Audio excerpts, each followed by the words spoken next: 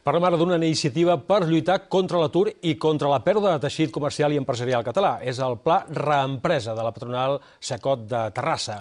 Posa en contacte a empresaris que jubilen amb gent que vol donar continuïtat als seus negocis.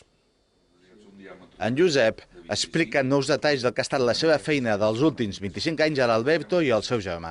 Després d'una temporada a l'atur, li han comprat el negoci i s'han decidit per l'autoocupació a través d'aquesta empresa industrial. Abrir una empresa nueva es muy complicado porque tiene muchas posibilidades de cerrar y en cambio una empresa que ya tienes una cartera de clientes que lleva 20 o 25 años en el sector, pues es mucho más fácil de que el negocio sea un èxit. Jo el que volia era jubilar-me i llavors volia que una persona que agafés l'empresa, sobretot que es preocupés dels clients que jo he tingut aquests 20 o 30 anys treballant amb ells. El traspassar, millor dit, el negoci, sobretot que fos una persona sèria.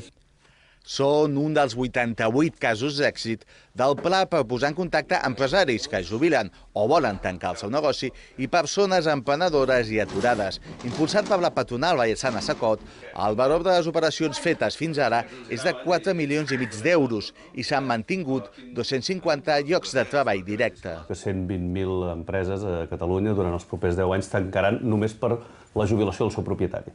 Llavors és una reacció en aquest fet.